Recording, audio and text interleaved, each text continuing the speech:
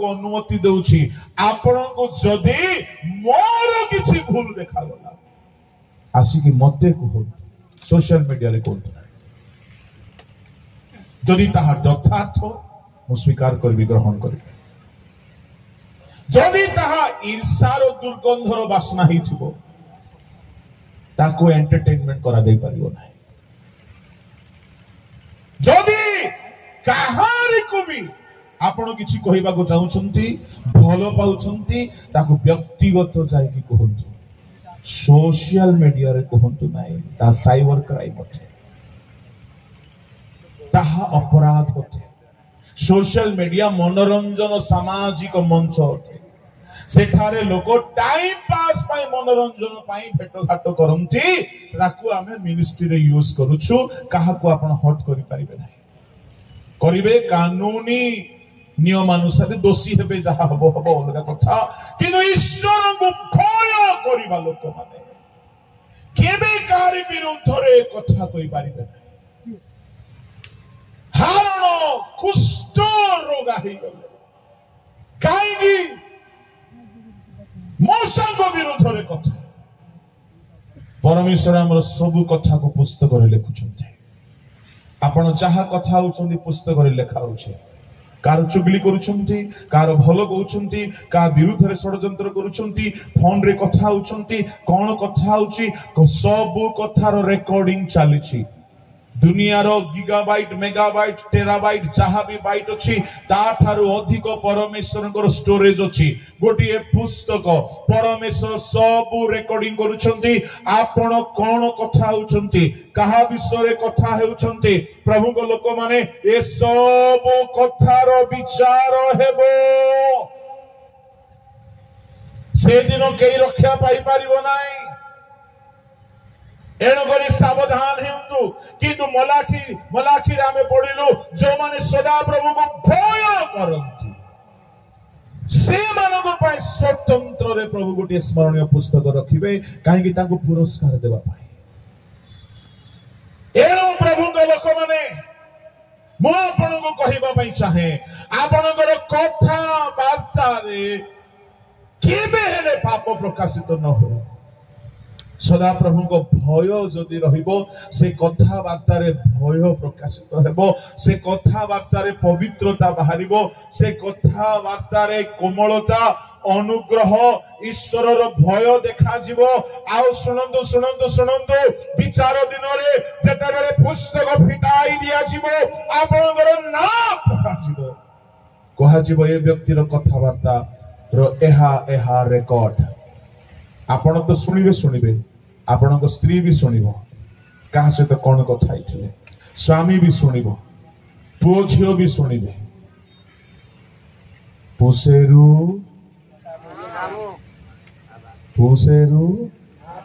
हाँ जो स्वामी माने निज स्त्री छड़ा अलगा स्त्री सहित गुप्त रे कथा होचंती से दिन सब सुनाई दिया जिवो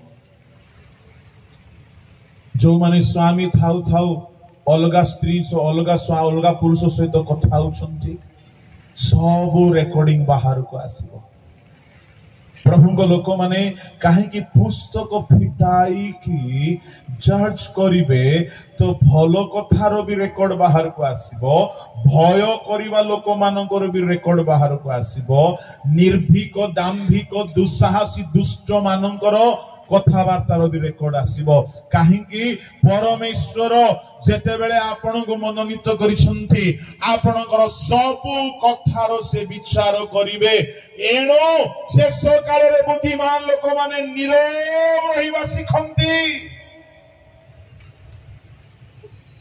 लूक 4:22 पढंतु हमर कथावार्ता केमिति हेले आमे रक्षा पाइछ आउ समस्ते ताहाको संबंध रे साक्ष्य देबाकू लागिले ओ ताहाको मुख निर्गत अनुग्रहर वाक्य रे चमत्कृत हेले पुणी से माने कहिबाकू लागिले ए कोन जोसेफर पुत्र नहे आउ थरे पढो आउ समस्ते ताहाको संबंध रे साक्ष्य देबाकू लागिले ओ ताहाको मुख निर्गत अनुग्रहर वाक्य रे चमत्कृत हेले पुणी से माने कहिबाकू लागिले ए कौन जोसेफर पुत्र नुहे? कलोसियो 4:6 मध्य पढ़ंतु।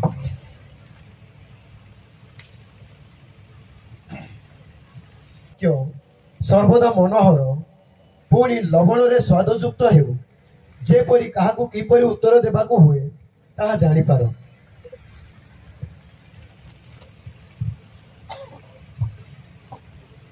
जीशुंकर वाक्य प्रचार नुहे, जीशुंकर कथावार्ता एमिति कथावार्ता थिला जे लोक आश्चर्य होते। कि प्रकार कथावार्ता शुणु, आम चेष्टा करने को पड़ो आमर कथावार्ता भी जीशु परि हो, कहीं आमर सबु सबु सबु जीशु परि न हेले जीशु सिंहासन, जीशु राज्य, जीशु देश रे आम जापर सबु से डुबन नेले आपण को डुबन ने पड़ो, से पवित्र आत्मा रे पूर्ण हेले आपण को हेबाक पड़ो, से नम्र हेले आपण को हेबाक पड़ो, से तांको ठारू छोट लोकर पाद धोइले आपण को सिमती सेवा करबा पड़ो, से आपणार क्रूस नहीं गले आपण को जीवा पड़ो, से मृत्यु को जय कले आपण को भी करबा पड़ो, से पुनरुत्थित हेले आपण को भी हेबाक पड़ो। एणु जीशुकर सब विषय आमर आदर्श होते, आमर रोल मॉडल होते, आमको फॉलो करबा पड़ो। से भितर गोटे है जीशुकर कथावार्ता, तांकर कथावार्ता एमिति थिला जे लोक आश्चर्य हो जाउथले, एमिति कथा जणे किपरि कहि पारुछे। कोन कथा थिला जीशुकर कथावार्ता? बड़ स्वीट वॉइस नथिला, कई कई ना बहुत पोलाइट रे बहुत जेंटली कथा होती कहा काकू पटाइबा भाई। हाँ, टीनेज रो पिला माने टोकी मान को देखिले बड़ स्वीट भाषा रे कथा होती, सेटा कहा को पटाइबा भाई। That is not the style of Jesus. कहीं कहीं घरे पूरा चंडी साधना गला परी हेउथिबे झियो माने, टोका मान को सामना रे एते मिठा जे कोकिल मध्य फेली हेले टोका माने तो आइसक्रीम परी खरारे तरली गला परी तरली जानती, टिके स्वीट स्वर सुनले। आमर मांडीपका अंचल पिला माने सेमती नहंती, आपण माने भारी भलो बोलो येशू मसीह की। सुनंतु, स्वीट वॉइस रे जीसु कथा हो नथि, किनु जीसुकर कथा रे अनुग्रह थिला। कौन अनुग्रह थिला? मु आपन को गोटे जोड़ी एग्जांपल देबे। जने स्त्री जागु व्यभिचार करिबा अवस्था रे लोक धरिले आनी की जीसु को पाखरे पकाई देले, सबु हाथ रे पत्र धरि चंदी फारुसी माने आउ कहउछंती गुरु। व्यवस्था लिखा अछि एमती स्त्री को प्रस्तराघात करी मरा जाओ। समस्त जिहुदी माने कहिबे एहा को मारी दियो, आमे भी कहिबो एहा को मरा जाओ। पछरे केते फारुसी माने मरा जाओ मरा जाओ मरा जाओ मरा जाओ चित्कार करूछंती। ये स्त्री डरी सोची ताले प्रभु को लोक माने ये कॉलेज गला बेल को मार्केट गला बेल को केमती ही कि जाऊ नथिबो।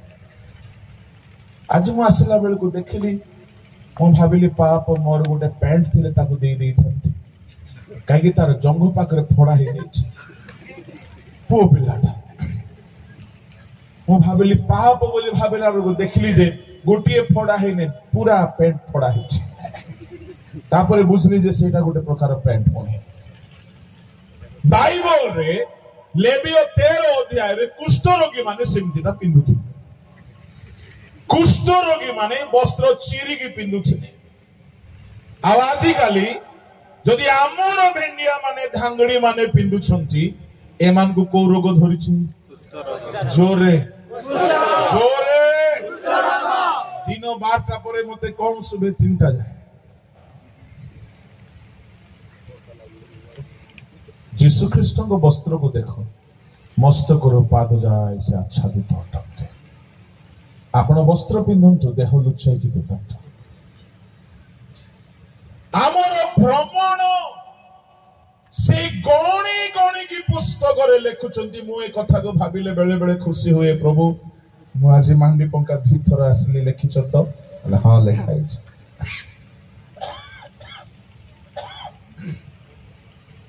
ହଁ, ମାଣ୍ଡି ପଙ୍କା ପାଷ୍ଟରେଟ ସୁନ୍ଦର। ପ୍ରେଜ୍ ଦ ଲର୍ଡ। ପ୍ରଭୁ ଲେଖିଛନ୍ତି। ଆଉ ଏଠାରେ କଣ ମୁଁ କହିଛି ତାହା ବି ଲେଖିଛନ୍ତି। ତେବେ ଏଠାରେ ଆସିକି ଯିଏ ଶୁଣିଛି ବାକ୍ୟ ତାହା ବି ଲେଖା ହେଇଛି। ଯେ ଶୁଣିକି ଇଗ୍ନୋର କରିଛି ତାହା ବି ଲେଖା ହେଇଛି। ଖାଲି ଭ୍ରମଣ ଲେଖା ବୋଲି କହିଲେ କଣ ଆଜ୍ଞା? ଆପଣ କୁଆଡେ ଗୋଟେ ବୁଲିଲେ ପ୍ରଭୁ ନୋଟ କରିବେ କି ଭ୍ରମଣର ଉଦ୍ଦେଶ୍ୟ ଥାଏ। କଲେଜ ଯାଉ ପଢିବା ଉଦ୍ଦେଶ୍ୟରେ, ବଜାରକୁ ଯାଉ କିଣିବା ଉଦ୍ଦେଶ୍ୟରେ, ସଭାକୁ ଆସୁ ବାକ୍ୟ ଶୁଣିବା ଉଦ୍ଦେଶ୍ୟରେ। ଆମର ପ୍ରତିଟି ଭ୍ରମଣର ଉଦ୍ଦେଶ୍ୟକୁ ସେ ନୋଟ କରୁଛନ୍ତି ଗୋଟେ ପୁସ୍ତକରେ। ଏଣୁ ପ୍ରଭୁଙ୍କ ଲୋକମାନେ, ଆମର କଥାବାର୍ତ୍ତା ପାଇଁ ଗୋଟିଏ ପୁସ୍ତକ ଲେଖା ହଉଛି, ଆମର ପ୍ରତିଟି ଗତିବିଧି ପାଇଁ ଗୋଟିଏ ପୁସ୍ତକ ଲେଖା ହଉଛି। ଆଉ ସେ ପୁସ୍ତକରେ ଆଉ ଗୋଟିଏ ବିଷୟ ଆଡ ହେଇଛି। କଣ? ତୁମର ଲୋତକ ମଧ୍ୟ ତାଙ୍କ ପାତ୍ର ଜଳରେ ଅଛି। ତାମାନେ ଆମେ କେଉଁ କେଉଁ ଉଦ୍ଦେଶ୍ୟରେ ଅଶ୍ରୁ ଝରାଉଛୁ? ଆଉ ଥରେ ପଢିଦିଅ ବାବୁ ସେ ପଦଟାକୁ। ତୁମ୍ଭେ ମୋର ଭ୍ରମଣ ଗଣନା କରୁଅଛ, ତୁମ୍ଭେ ଆପଣା ପାତ୍ରରେ ଆମର ନେତ୍ର ଜଳ ରଖିଥାଅ, ତାହା ସବୁ କଣ ତୁମ୍ଭ ପୁସ୍ତକରେ ନାହିଁ? ନେତ୍ର ଜଳ ଆମର ଅଶ୍ରୁ। ଶୁଣନ୍ତୁ ଭାଇ ଭଉଣୀ ମାନେ, ଆପଣ କେଉଁ ଉଦ୍ଦେଶ୍ୟରେ ଅଶ୍ରୁ ଝରାଉଛନ୍ତି? ଲୋକେ ଅନେକ ଉଦ୍ଦେଶ୍ୟରେ ଅଶ୍ରୁ ଝରାନ୍ତି। କେହି ପ୍ରାର୍ଥନା କରୁ କରୁ ଅନେକଙ୍କର ପରିତ୍ରାଣ ହେଉ ବୋଲି ଅଶ୍ରୁ ଝରାଉଛନ୍ତି। ପ୍ରଭୁ ସେଇଟାକୁ ବି ଲେଖି ରଖୁଛନ୍ତି, ଏ ବ୍ୟକ୍ତି ଅନେକର ପରିତ୍ରାଣ ପାଇଁ ଅଶ୍ରୁ ଝରାଇଛି, ତାହାର ପୁରସ୍କାର ସେଦିନ ମିଳିବ। କେହି ପାପ ପାଇଁ ବୋଲି ବି ଅଶ୍ରୁ ଝରାନ୍ତି। କାନ୍ଦି କାନ୍ଦିକି କାହାକୁ ପଟାଇବା ପାଇଁ ଟୋକାଟୋକି ମାନେ କାନ୍ଦି କାନ୍ଦିକି ପଟେଇ ଦିଅନ୍ତି। ମୁଁ ଆପଣଙ୍କୁ କହିବା ପାଇଁ ଚାହେଁ, ଗୋଟିଏ ପିଲା କହିଲା, ଆଜ୍ଞା ତାର କାନ୍ଦ ଦେଖିଲା ପରେ ମୁଁ ଆଉ ରହିପାରିଲି ନାହିଁ, ତେଣୁ ମୁଁ ମଧ୍ୟ ୟେସ୍ ବୋଲି କହିଲି। ତାପରେ ଆମେ ପୁରା ୟେସ୍ ହେଇଗଲୁ। ପ୍ରଭୁଙ୍କ ଲୋକମାନେ, ମୁଁ ଆପଣଙ୍କୁ କହିବା ପାଇଁ ଚାହେଁ, କେହି ଯଦି ସିରିଏଲ ଦେଖିକି କାନ୍ଦୁଛ, ମୁଭି ଦେଖିକି କାନ୍ଦୁଛ, କୌଣସି ପାପ ହେତୁରୁ କାହାକୁ ଫସାଇବା ପାଇଁ କାନ୍ଦୁଛ, କାନ୍ଦିବାର ଆକ୍ଟିଂ କରୁଛ, ଇଏ ସବୁ ପରମେଶ୍ୱରଙ୍କ ପୁସ୍ତକରେ ଅଛି। ଆଉ ପରମେଶ୍ୱର ସମସ୍ତ ବିଷୟର ଦଣ୍ଡ ପ୍ରଦାନ କରିବେ। ତୃତୀୟ ପୁସ୍ତକ, ସମୟ ଅଭାବରୁ ଫଟାଫଟ ମୁଁ ଚାଲୁଛି। ତୃତୀୟ ପୁସ୍ତକ, ଏହା ହେଉଛି ପୁରାତନ ନିୟମର ଲୋକମାନଙ୍କ ପାଇଁ। ଏହାକୁ ମୁଁ ବେଶୀ ବର୍ଣ୍ଣନା କରିବି ନାହିଁ, ଯେହେତୁ ତାଙ୍କ ପାଇଁ ସେ ପୁସ୍ତକ ହିଁ ବ୍ୟବହାର ହେବ। ତାହା ହେଉଛି ବ୍ୟବସ୍ଥା। ପରନ୍ତୁ ରୋମିଓ ତାର 2 ଅଧ୍ୟାୟର 12 ପଦ।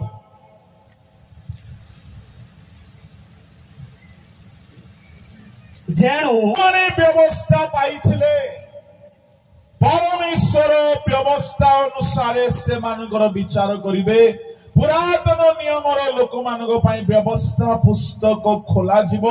ଆଉ ବ୍ୟବସ୍ଥାର ନୀତି ନିୟମ ବିଧି ବିଧାନ ଆଇନ ବ୍ୟବସ୍ଥା ଆଜ୍ଞା ପାଳନ ଯଦି କରିନାହାନ୍ତି, ସେମାନେ ସ୍ୱର୍ଗରେ ସ୍ଥାନ ପାଇବେ ନାହିଁ। ସେମାନଙ୍କର ସ୍ଥାନ ଅଲଗା, ସ୍ୱର୍ଗରେ ସେମାନଙ୍କର ସ୍ଥାନ ଅଲଗା, ସେମାନଙ୍କର ସ୍ତର ଅଲଗା, ସେମାନଙ୍କର ବିଚାର ମଧ୍ୟ ଆମ ପରି ହେବ ନାହିଁ।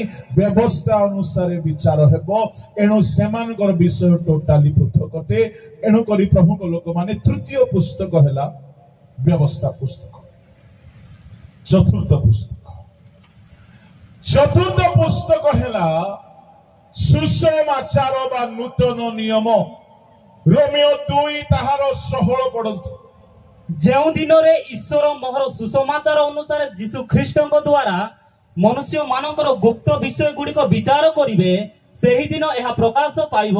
ମୋହର ସୁସମାଚାର ଦ୍ୱାରା ବିଚାର କରିବେ ବୋଲି ପାଉଲ କହିଲେ। ତା ମାନେ ନୂତନ ନିୟମରେ ଯେଉଁ ସୁସମାଚାର ଆମ୍ଭମାନଙ୍କୁ ଦିଆଯାଇଛି, ଏ ସୁସମାଚାର ପରମେଶ୍ୱର ଖୋଲିବେ। ଆଉ ସେଦିନ କୁହାଯିବ ତୁମେ ଶୁଣିଥିଲ, ତଦନୁସାରେ କାହିଁକି ଜୀବନ ବିତାଇଲ ନାହିଁ। ସୁନ୍ଦର ପଙ୍କାରେ ସଭା ହେଇଥିଲା, ତୁମେ ଶୁଣିଥିଲ।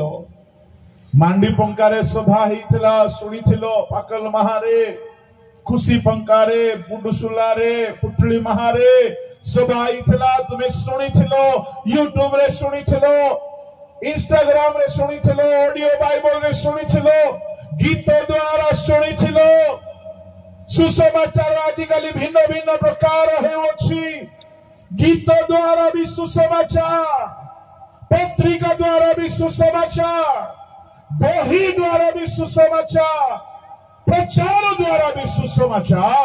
ଏଣୁ ଆମେ ଯେଉଁ ଯେଉଁ ପ୍ରଚାର ଶୁଣୁଅଛୁ, ଇଏ ପ୍ରଚାର ସବୁକୁ ପରମେଶ୍ୱର ସେଦିନ ଆମ ସାମ୍ନାରେ ରଖିବେ। ତୁମେ ଶୁଣିଥିଲ, ଯଦି ଜୀବନ ବିତାଇଥିବ ତେବେ ରକ୍ଷା ପାଇଯିବ, ପୁରସ୍କାର ପାଇବ, ପୁରସ୍କାର ପାଇବ। ମୁଁ ତ ବିଶ୍ୱାସ କରୁଛି ଅନେକ ଲୋକ ପୁରସ୍କାର ପାଇବାକୁ ଯାଉଛନ୍ତି। ହାଲେଲୁୟା। କାହିଁକି ମୁଁ କହୁଛି ପୁରସ୍କାର ପାଇବାକୁ ଯାଉଛନ୍ତି? ଦୁଇ ତିନିଟା କାରଣ ଅଛି। ଗୋଟିଏ କାରଣ ହଉଛି ଆମ ପ୍ରଭୁ ହାରିବା ଲୋକ ନାହାନ୍ତି। ସେ ଲୋକମାନଙ୍କୁ ସୁଯୋଗ ଦେବେ, ସାହାଯ୍ୟ କରିବେ ସୁଧୁରିବା ପାଇଁ। ଯଦି ଆପଣଙ୍କ ଭିତରେ ସେ ପ୍ରେମ ନଥାନ୍ତା ପ୍ରଭୁଙ୍କ ପ୍ରତି, ଆପଣ ସବୁ କାମ ଛାଡ଼ିକି ଏଠାରେ ବସି ନଥାନ୍ତେ। ନିଶ୍ଚୟ ଆପଣଙ୍କ ଭିତରେ ପ୍ରଭୁଙ୍କ ପ୍ରତି ପ୍ରେମ ଅଛି, ଭୟ ଅଛି, ଭକ୍ତି ଅଛି, ଆଗ୍ରହ ଅଛି। ତେଣୁ ଆପଣ ଖୋଜି ଖୋଜିକି ଆସିଛନ୍ତି। ବାକ୍ୟ ହେବ ନାହିଁ, ଗୀତ ହେବ ନାହିଁ, ଯୋଉ ସଭାରେ ଲୋକ ଆସିବେ ଆସିବେ ଆସିବେ। କିନ୍ତୁ ଆମ ଓଡିଶାରେ କେତେକ ସଭା ହେଉଛି, ବାକ୍ୟକୁ ଟାଇମ ନାହିଁ, ଗୀତକୁ ବି ଟାଇମ ନାହିଁ, କିନ୍ତୁ ସଭା ହେଉଛି, କୋଟି କୋଟି ଟଙ୍କା ଖର୍ଚ୍ଚ ହଉଛି। କିନ୍ତୁ ମୁଁ ଦେଖୁଛି ଦୁଇଟା ଜାଗା, ଗଜପତି ପାଷ୍ଟ୍ରେଟ ଗୋଟେ, ଆଉ ଗୋଟେ ଆମର ଟ୍ରାଇବାଲ ଡାଇସିସରେ ପାଷ୍ଟ୍ରେଟ। ଏମାନେ ଭାରି ରଙ୍କଣା ଲୋକ ଯାକ, ବାକ୍ୟ ପାଇଁ ରଙ୍କଣା, ଯେତେ ଦେଲେ ମଧ୍ୟ ଶୁଣିବା ପାଇଁ ରେଡି। ହାଲେଲୁୟା। ଏ କ୍ଷୁଧାଟା ସବୁବେଳେ ଥାଉ। ପ୍ରଭୁଙ୍କ ଲୋକମାନେ ତୃଷାଟା ସବୁବେଳେ ଥାଉ। ଆଉ ପ୍ରାର୍ଥନା କରନ୍ତୁ, ଦିନକର ସଭା ନହେଇ ଆଗାମୀ ଦିନ ମାନଙ୍କରେ 3 ଦିନିଆ 4 ଦିନିଆ ସଭା ପାଇଁ ପ୍ରଭୁ ରାସ୍ତା ଖୋଲନ୍ତୁ। ଯେହେତୁ ବାକ୍ୟ ନିହାତି ଜରୁରୀ, ଗୀତ ନିହାତି ଜରୁରୀ, ସୁସମାଚାର ନିହାତି ଜରୁରୀ, ଆଉ ଅର୍ଥର ଆବଶ୍ୟକତା ପ୍ରଭୁ ଯୋଗାନ୍ତୁ। କାହିଁକି ଯେତେ ବାକ୍ୟ ଶୁଣିବା, ସେ ବାକ୍ୟ ଆମ ଭିତରେ କାମ କରେ, ଆମକୁ ବଦଳାଏ, ଆମକୁ ଚେତାଇ ଦିଏ, ଆମକୁ ଫେରିବା ପାଇଁ ସାହାଯ୍ୟ କରେ। ବେଳେ ବେଳେ ଅଶିକ୍ଷିତ ଲୋକମାନେ, ମୋର ଅନୁମାନ ବାଇବଲର ନାହିଁ, ଅଶିକ୍ଷିତ ଲୋକମାନେ ଯୋଉମାନେ ବାଇବଲ ପଢି ନାହାନ୍ତି କିନ୍ତୁ ବହୁତ ମାତ୍ରାରେ ସ୍ୱର୍ଗ ପଳେଇବେ ପରି ଲାଗୁଛି। ତାଙ୍କର ସ୍ୱଭାବରେ ପରିବର୍ତ୍ତନ ବେଶୀ ଦେଖାଯାଉଛି, ତାଙ୍କ ଜୀବନରେ ପରିବର୍ତ୍ତନ ବେଶୀ ଦେଖାଯାଉଛି। ସେମାନେ ପ୍ରଭୁଙ୍କୁ ତାଙ୍କ ବାକ୍ୟର ଗଭୀରତାକୁ ନ ଜାଣିଲେ ମଧ୍ୟ ଜୀବନରେ ଅନୁଭବରେ ଜାଣିଛନ୍ତି, ସ୍ୱଭାବରେ ବଦଳି ଯାଇଛନ୍ତି। ଯୀଶୁ ଖ୍ରୀଷ୍ଟ ଆସିଲେ କହିଲେ ଗୋଟିଏ ଧାଡିରେ, ମନ ପରିବର୍ତ୍ତନ କର। ସେ ସେଠାରେ ସର୍ତ୍ତ ଦେଇନାହାନ୍ତି କି ତୁମେ ଥିଓଲୋଜି କଲେ ହିଁ ପରିବର୍ତ୍ତନ ହେବ, ତୁମେ ପାଳକ ପ୍ରଚାରକ ବକ୍ତା ହେଲେ ହିଁ ପରିବର୍ତ୍ତନ ହେବ।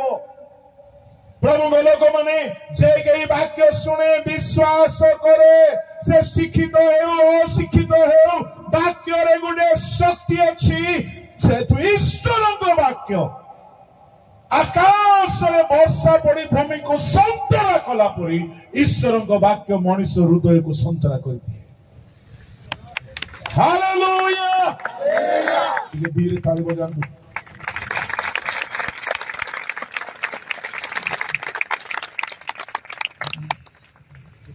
Praise the Lord. Hallelujah. चारि गोटी पुस्तक आमे देखिलो आपण जो बाइबल पाइछुंती सुसमाचार पाइछुंती एहा को परमेश्वर फिटाइबे तदनुसार विचार करिवे पंचम पुस्तक होछि आम शरीर सब डिटेल्स गोटे जगार से लिखिकी रखुछंती एईटा काहे की बोली मु भी टिके बहुत चिंता कली गीत संहिता 139 रो 16 पढंतु जल्दी तुम्भ चक्षु मोहर सही असंपूर्ण पिंड देखिला ओ मोहर जो सब अंग प्रत्यंग दिन को दिन गठित हैला तन्मध्यरु गोटे हेले न हेउनु ताहा सब तुम्भ पुस्तक रे लिखित थिला हे परमेश्वर आहुरी तुम्भर संकल्प सकल मो प्रति की परि बहुमूल्य तहिर संख्या की परि अधिक मु से सब गणना करबा को गले ताहा संख्या रे बालुका अपेक्षा अधिक आमर शरीर सब अंग प्रत्यंग गोटे पुस्तक रे से लेखिकी रखिछथि काहे कि आज्ञा एमती तार अर्थ ए अंग प्रत्यंग ऊपर भी तांकर योजना अछि आ दृष्टि अछि एतिकी खाली मु कहिबी ए अंग प्रत्यंग को जेते बेले से तैयारी कले सुनंतु ध्यान गुटिए कुम्हार तैयारी करूछि से गुटे उद्देश्य रे करे एडा ताटिया हबो ना थाली हबो ना हांडी हबो ना आउ कोन हबो आपण तैयारी करती गुटे खाद्य तार उद्देश्य थाए बिकिबे रोजगार करिवे ना निसे खाइबे जदि हमें साधारण मनीष होई कि किछि भी करू तैयारी करू निर्माण करू घर निर्माण करू पिला मान को आमे खाद्य तैयारी करू गुटे उद्देश्य रे तेरे स्वर्गाधीश्वर परमेश्वर मनीष को निर्माण कला बेले को से गोटे पुस्तक रे सब लिखिकी रखिले प्रेज द लॉर्ड हालेलुया कोन पई लिखिले प्रभु को लोक माने जदि आमे जहां भी निर्माण करू तार उद्देश्य थाए सुनो पिला माने तुमर हाथ को प्रभु निर्माण करले उद्देश्य थिबो ना नहीं हां अछि तुमर ओठ को निर्माण कले उद्देश्य अछि ना नहीं तुमर जीभ को निर्माण कले उडे उद्देश्य निर्माण कले तुमर कंठ को निर्माण कले उडे उद्देश्य निर्माण कले प्रेज द लॉर्ड हालेलुया तुमको लंबा